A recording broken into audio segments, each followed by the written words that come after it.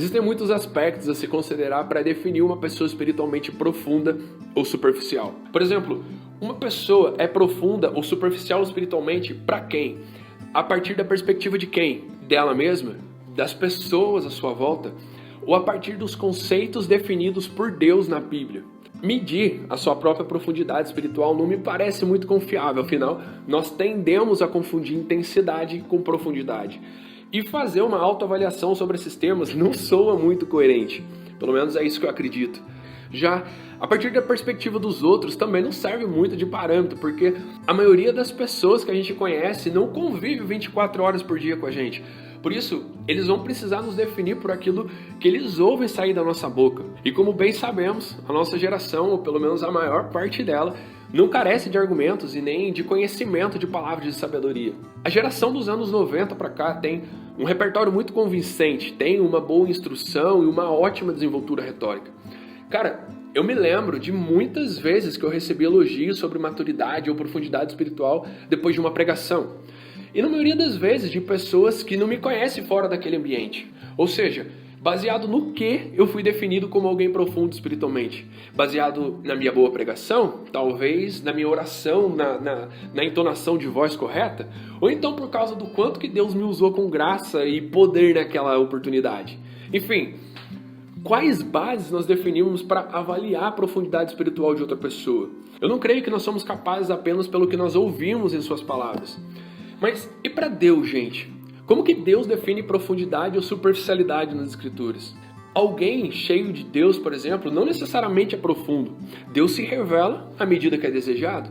E o que deseja mais intensamente a Deus do que uma criança espiritual, do que alguém que acabou de se converter? Agora, alguém que anda com Deus e é governado pela mente de Cristo, ele pratica o que Jesus já revelou pelas Escrituras e continua a revelar o seu Espírito. A prática é a principal característica de alguém profundo segundo as Escrituras. E para se medir a prática leva-se tempo, demanda constância, consistência e bastante perseverança e resiliência.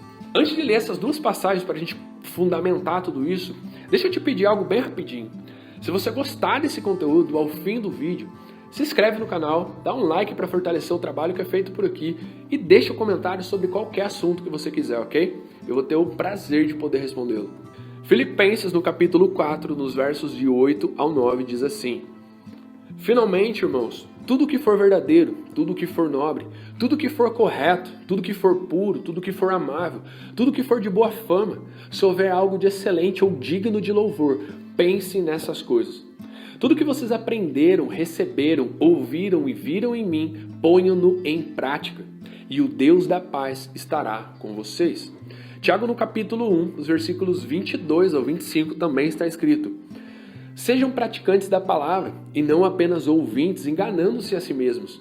Aquele que ouve a palavra, mas não a põe em prática, é semelhante a um homem que olha sua face no espelho, e depois de olhar para si mesmo, sai e logo esquece a sua aparência. Mas o homem que observa atentamente a lei perfeita, que traz a liberdade e perseverança na prática dessa lei, não esquecendo o que ouviu, mas praticando, será feliz naquilo que o fizer.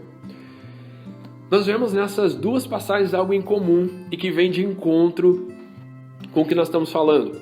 O elo de ligação entre elas é a palavra prática. Para quem ainda acredita que a profundidade espiritual tem a ver com ser cheio de Deus, em Filipenses nós vemos que existem várias coisas a serem feitas, a serem praticadas para que o Deus da paz esteja com alguém. Assim também, para alguém que vê profundidade baseada no que se ouve ou então no que se fala, Tiago aconselha na sua carta: sejam praticantes e não apenas ouvintes, enganando-se a si mesmo. É por causa dessas instruções que eu penso que muitos de nós somos muito profundos, mas superficiais.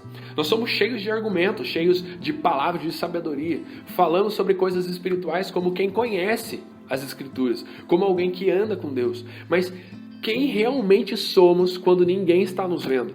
Quanto das Escrituras pode ser achado do nosso estilo de vida se alguém passar, um dia completo do nosso lado? Nós temos praticado a palavra de modo de ter autoridade para propagar essa verdade diante de Deus? Responde isso para você. Sabe, gente, chegar a esse entendimento pode parecer o ponto final, mas a verdade é que é apenas o ponto de partida. A prática da vida cristã é que garante uma base sólida para um discípulo de Jesus. Nos dias difíceis, nos dias de grandes desafios, de grandes adversidades, apenas homens e mulheres com alicerces profundos e fundamentados na rocha é que conseguem resistir de pé. Quer ver? Lucas, no capítulo 6, nos versos de 47 ao 49, Jesus disse assim: eu lhes mostrarei o que se compara àquele que vem a mim, ouve as minhas palavras e as pratica. É como um homem que, ao construir uma casa, cavou fundo e colocou os alicerces na rocha. Quando veio a inundação, a torrente deu contra aquela casa, mas não a conseguiu abalar, porque estava bem construída. Mas aquele que ouve as minhas palavras e não as pratica, é como um homem que construiu uma casa sobre o chão, sem alicerces. No momento em que a torrente deu contra aquela casa, ela caiu e a sua destruição foi completa.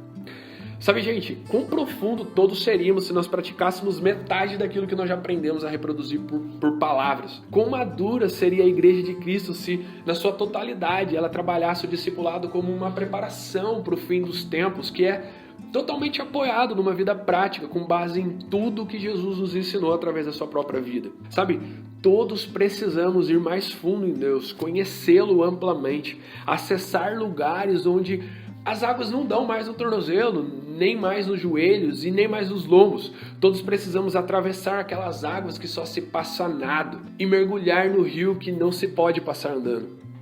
Mas isso precisa causar profundas mudanças em nossas vidas, profundos resultados. Precisamos ultrapassar a superficialidade das palavras profundas e alcançar a profundidade de uma vida prática. Uma vida onde não apenas falamos de paz, mas vivemos em paz. Uma vida onde não apenas falamos de verdade, mas vivemos na verdade. Uma vida onde não falamos apenas de justiça, mas vivemos em justiça. Uma vida onde não falamos de amor, mas nos tornamos o amor para que em nossa vida o mundo possa conhecer o próprio Cristo. Se eu precisasse definir profundidade em uma única palavra, eu certamente escolheria a palavra obediência. Porque quem tem mais fome tem mais de Deus.